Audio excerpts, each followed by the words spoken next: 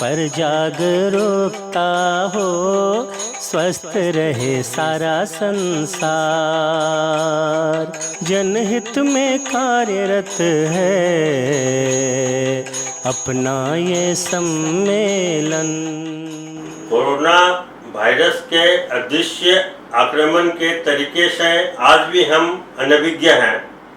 नित्य दिन संपर्क में आने वाले व्यक्ति के माथे पर नहीं लिखा होता है कि वो संक्रमण का शिकार है, नहीं उसमें कोई लक्षण नजर आते हैं। ऐसे में हमें सबको जागरूक होना ही होगा। आइए हम मारवाड़ी सम्मेलन गुवाहाटी के कोरोना जागरूकता मिशन में आगे की चर्चा आगे बढ़ाते हैं। क्या लहसुन, अदरक, हर्बल चाय, हर्बल सप्लीमेंट, सूप या सूप में काली मिर्च कोविड-19 को रोकने में या उसको मदद करने में सहायक है? बहुत ही अच्छा प्रश्न है ये आपका। देखिए, अभी जो चल रहा है, जो इम्यूनिटी की हमने बात करी थी कि इम्यूनिटी बढ़ाना बहुत ज़रूरी है। मैं ये ज़रूर बोलूँगी कि अदरक, लहसुन, काली मिर्ची या सूप हमें सहारा दे सकते हैं हमारी क्षमता को बढ़ाने में, प्रतिरोधक शक्ति को बढ़ाने में।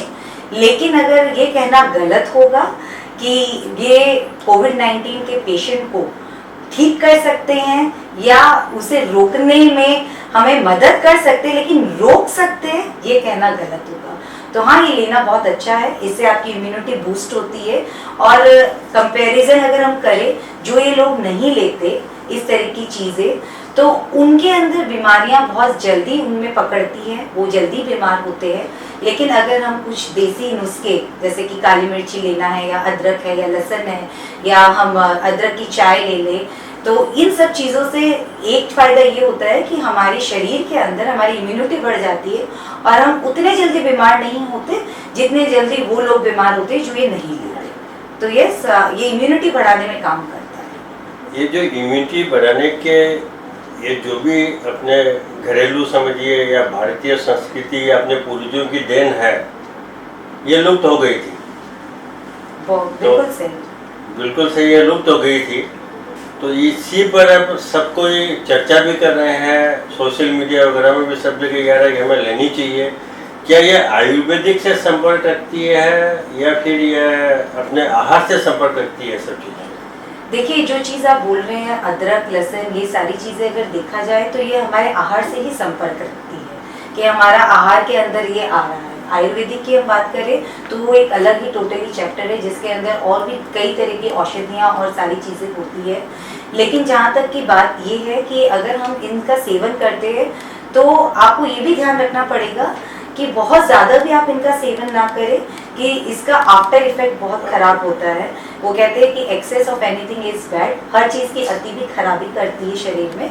तो आपको लेना चाहिए लेकिन सही मात्रा में लेना बहुत ज़रूरी है। उचित मात्रा में ही इसका सेवन जो है वो लाभदायक है। बिल्कुल बिल्कुल। अच्छा, इसमें कुछ चीज़ें और भी है, जैसे हमारे कुछ मसाले हैं, मेथी है, अजवाइन है, ये सब गर्मी, एक तरह की गर्मी पैदा करती है। बिल्कुल, तो इनको भी उचित मात्रा में ही लेना चाहिए। बिल्कुल। कोई भी मसाले आप देख लीजिए, चाहे वो जीरा है, कलौंजी है, मेथी दाना है, सौंफ है, ये सारी आज देखा जाए तो ये देन ही है हमारे को कि हमारे पूर्वज की, कि हम पहले क्या होता था, बच्चे का पेट दुखता था तो हम उसको इतना सा अजवाइन का पानी दे देते थे या हम हींग उसके नाभि पे आसपास लगा देते थे, बच्चा एकदम हष्ट पुष्ट हो जाता था, 2 घंटे में वो ठीक हो जाता था।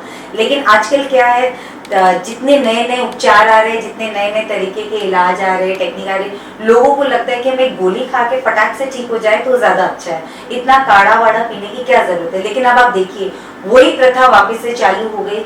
लोग दवाइयों से ज़्यादा काढ़ा के और रुझान कर रहे हैं, लोग देसी नुस्खे अपना रहे हैं जो कहीं लुप्त हो गए थे।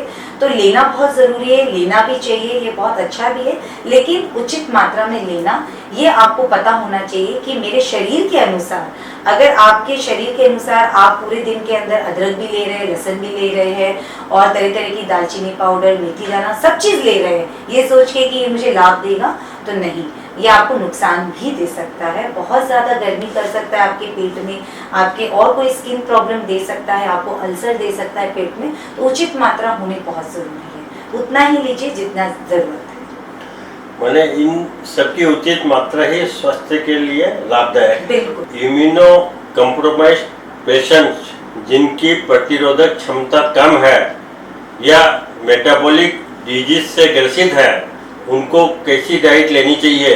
बहुत ही अच्छा सवाल है ये। देखिए, आज के टाइम के अंदर ये देखा जा रहा है कि जिनका ये मेटाबॉलिक रेट बहुत स्ट्रॉन्ग नहीं होती है, जिनका इम्यून सिस्टम वीक होता है या बहुत तरह की बीमारी से वो ग्रस्त है, या कोई ऑर्गन में उनके प्रॉब्लम है, या डायबिटीज़ है उनको, या और कोई तरह की बड़ी बीमारी है, तो उनके अंदर आहार बहुत बड़ा रोल प्ले करता है, क्योंकि उनकी ऑलरेडी प्रतिरोधक क्षमता कम है, तो वो और ज़्यादा जल्दी से कोविड-19 के संक्रमण में आ सकते हैं। तो उसके अंदर उनको और ज़्यादा सहज और सतर्क रहने की ज़रूरत है। तो इसके अंदर सबसे ज़्यादा जो इम्पोर्टेंट पार्ट है कि आप, जैसे मैंने पहले भी कहा, कि चीनी का इस्तेमाल ना के बराबर आप करिए, क्योंकि चीनी के इस्तेमाल के कारण आपका डाइजेस्टिव सिस्टम बहुत वीक हो जाता है।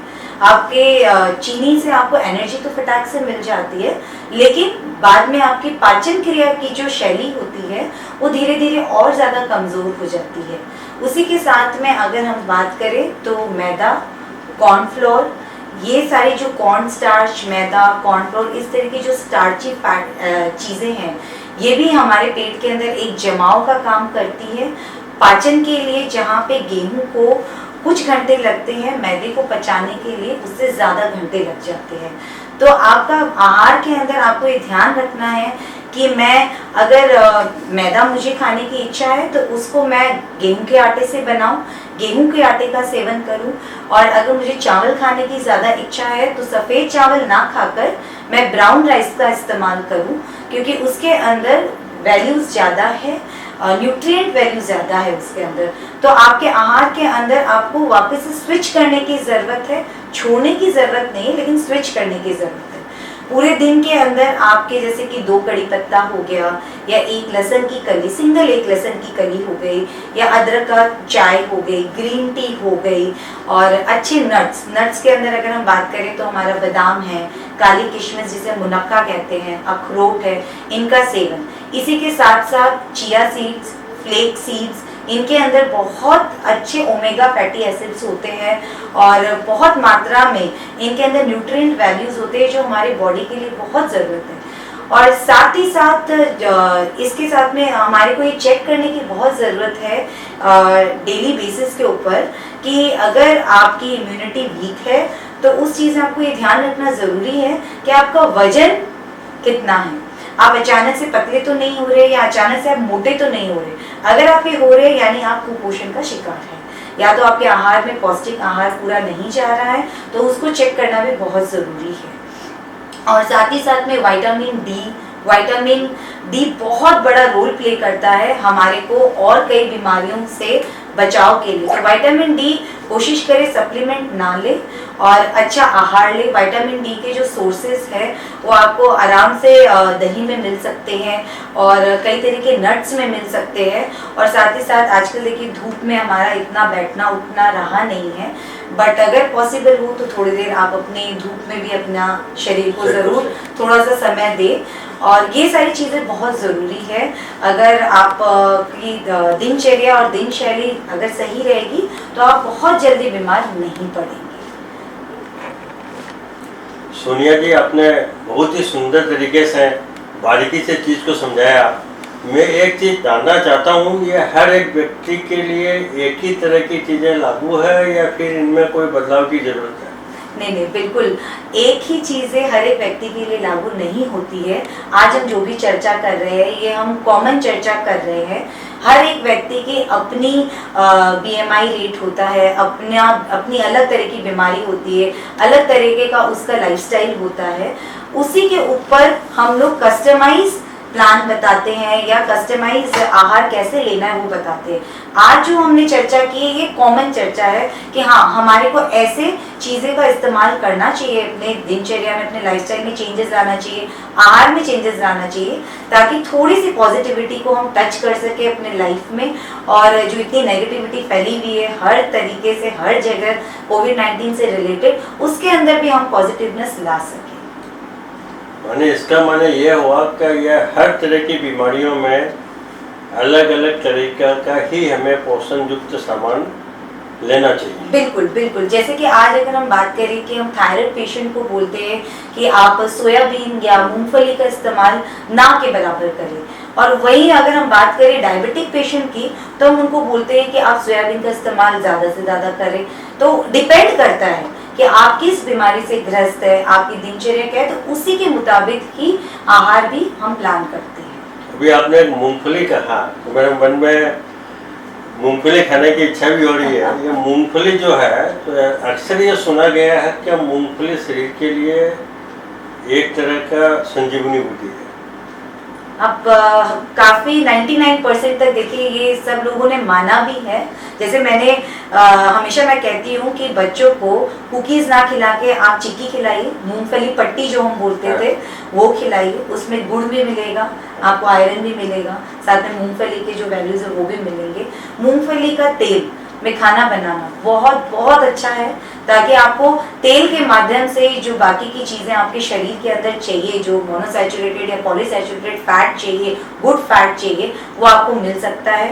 तो हाँ, मूंगफली का सेवन ज़रूर करना चाहिए, लेकिन इसमें मैं एक चीज़ कहना चाहूँगी, एक मुट्ठी मूंगफली पूरे दिन के लिए काफ़ी होती है।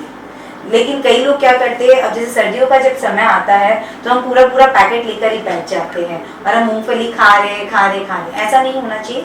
एक मुट्ठी मूंगफली बहुत है एक एडल्ट के लिए, और 1 से 1.5 मुट्ठी बहुत है एक बच्चे के लिए। तो मूंगफली भी पर्याप्त मात्रा में ही खानी चाहिए, कुछ भी ज़्यादा या एक्सेस नहीं लेना है, तो वो चीज़ का हमें ध्यान रखना है।